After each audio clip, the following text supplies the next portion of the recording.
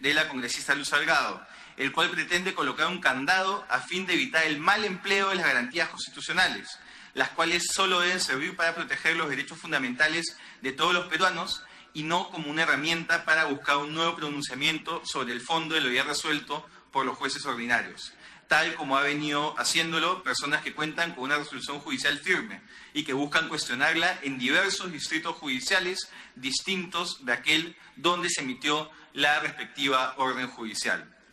En atención a esta grave problemática, este predictamen contiene las siguientes modificatorias. En cuanto a la competencia por territorio, en los procesos de habeas corpus y amparo contra resoluciones judiciales, se busca restringirla al distrito judicial donde se emitió o donde se ejecuta, de modo que no se puede acudir a jueces en lugares lejanos para cuestionarla. Del mismo modo, luego del análisis de las propuestas contenidas en ambos proyectos de ley, el predictamen contiene las siguientes modificaciones. A fin de garantizar el acceso a la justicia de todos los peruanos, se precisará explícitamente que las demandas y demás escritos del proceso podrán ser interpuestos en quechua o aymara, donde estos idiomas predominen. Asimismo, se ha incluido la posibilidad de notificar las resoluciones judiciales mediante tecnologías de la información con el objetivo de reducir los plazos de notificación. Actualmente, notificar presencialmente una resolución tarda hasta 45 días, lo cual dilata excesivamente estos procesos. Asimismo, se ha optado por reducir el trámite de los procesos judiciales en atención a la naturaleza de tutela urgente de los procesos constitucionales. Por un lado, las excepciones y defensas previas ahora serán resueltas en la sentencia sin la necesidad de un autosaneamiento y, por otro lado, en segunda instancia, ya no se requerirá la expresión de agravios, pues estos se encuentran desarrollados ya en el escrito de apelación por exigencia de la norma. Señores congresistas, como integrantes de esta comisión, tenemos el deber de regular los procesos constitucionales de modo que puedan cumplir con su función de tutela de derechos y resguardo de la Constitución.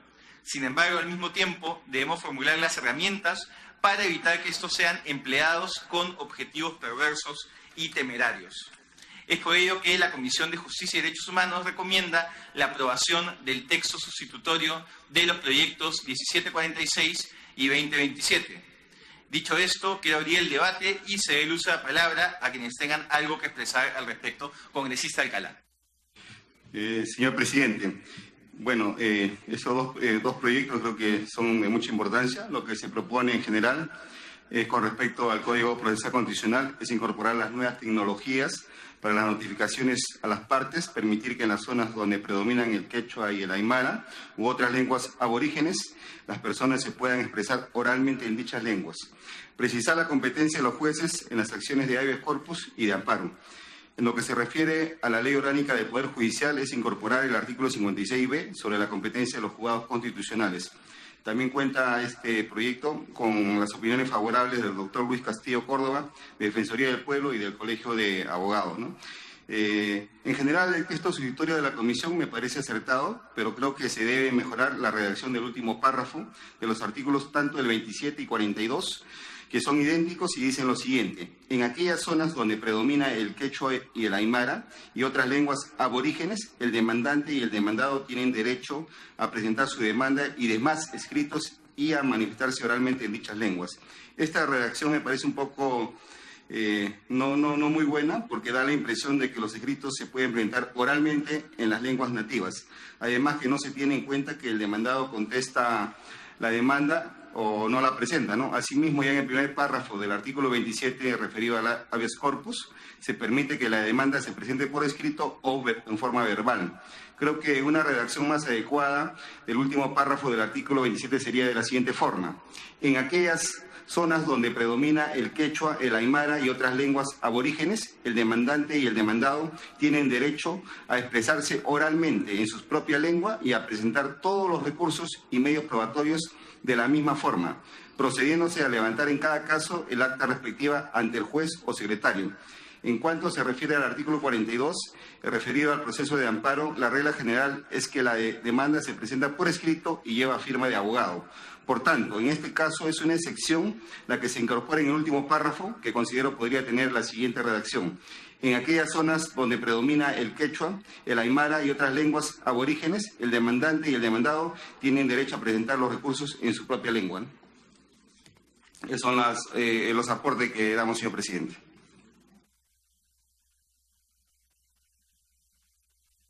Listo, le agradezco al congresista Alcalá y le damos los aportes a la comisión para que puedan sumar y mejorar la redacción como señala el congresista. Congresista Pacori. Señor presidente, muchísimas gracias. Es justamente en relación a la observación que realiza el congresista Pérez Alcalá, en la redacción tanto de los artículos número 27 y el artículo número 42, lo que hay que destacar es que nosotros no podemos reconocer y decir de que existen lenguas aborígenes. El término correcto sería lenguas indígenas u originarias. Uno de los dos términos, señor presidente, en ambos artículos, con esa exigencia. Me ha leído la mente con esta Pacori porque justo está haciendo esa consulta. Creo que los términos que usted señala son mucho más precisos con el Plan Nacional aprobado hace pocos meses y en general con la normativa internacional. ¿Algún otro congresista que se hace uso de la palabra?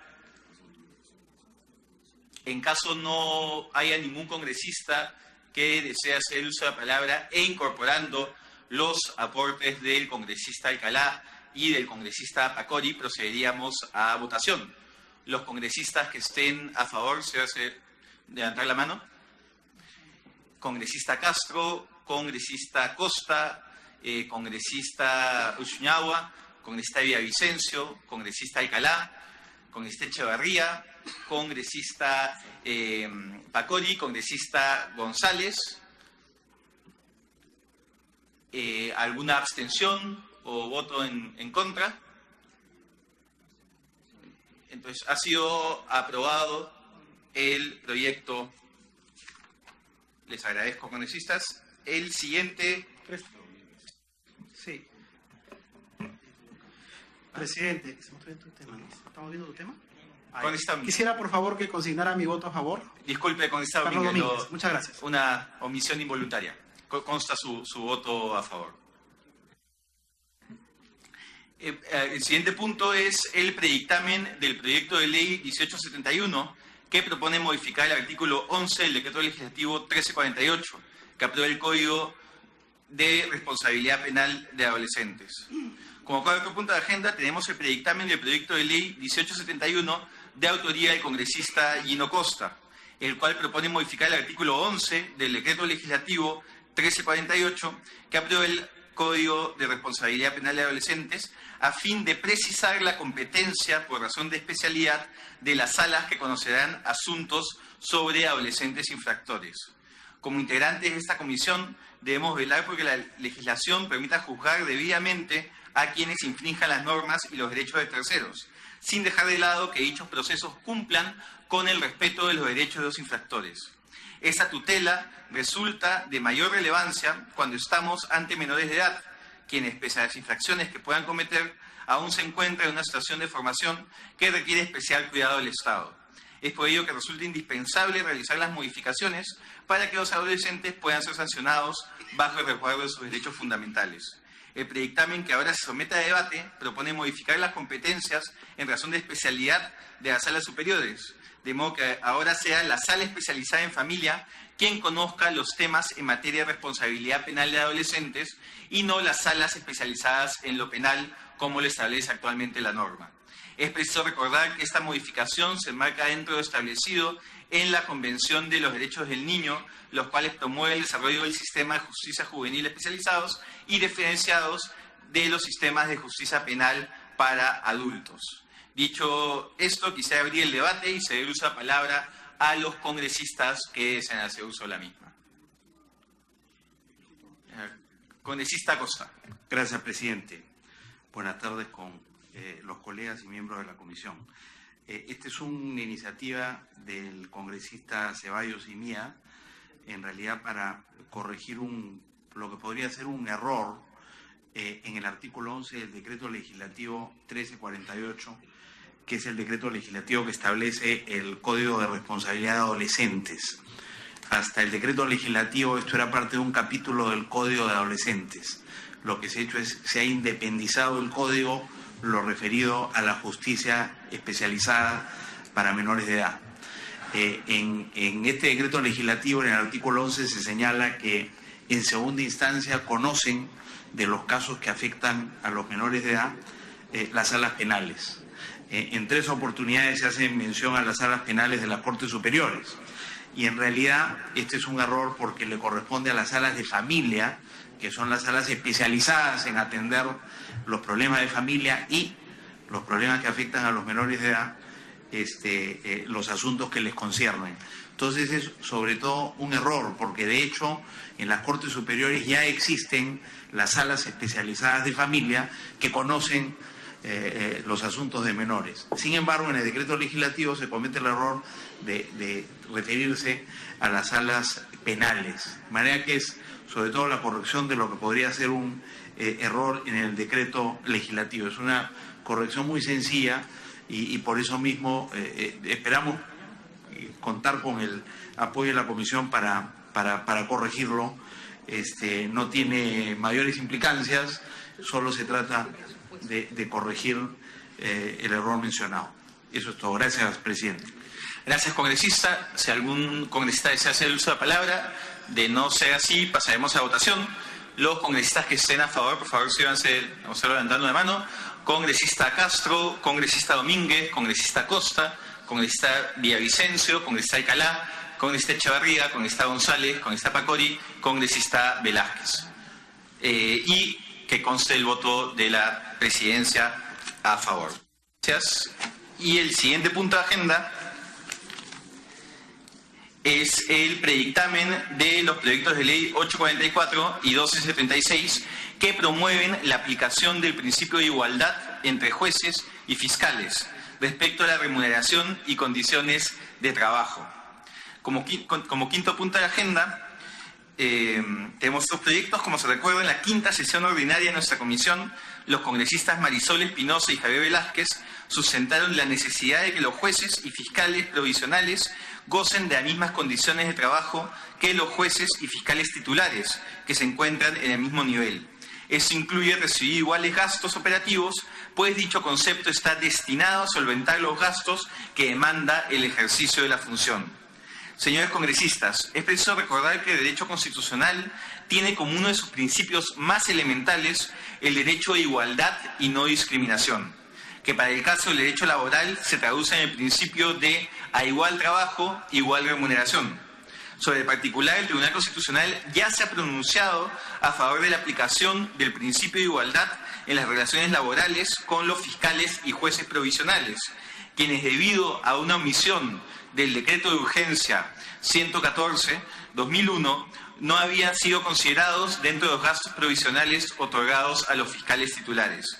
En tal sentido, esta propuesta promueve la aplicación del principio de igualdad en cuanto a los gastos operativos para jueces y fiscales provisionales, corrigiendo la omisión del citado decreto de urgencia advertida por el Tribunal Constitucional. Por otro lado, debo expresar que este predictamen no genera iniciativa de gasto, como bien señaló el congresista Velázquez Quequén al momento de su sustentación, pues los jueces y fiscales provisionales son funcionarios titulares que ocupan el nivel superior inmediato vacante. Es decir, en esos casos, al momento de que los jueces o fiscales provisionales asumen la plaza del superior inmediato vacante, dicho cargo ya se encuentra presupuestado para el titular de esta. En consecuencia, no existe la generación de un gasto adicional al ya presupuestado por la entidad. Finalmente, quiero resaltar que la aprobación del predictamen coadyuvará con el correcto funcionamiento del sistema de administración de justicia, pues se requiere que los jueces y fiscales, sean titulares o provisionales, tengan todas las herramientas y recursos necesarios para el desempeño de la función. En atención a estas consideraciones, recomendamos la aprobación de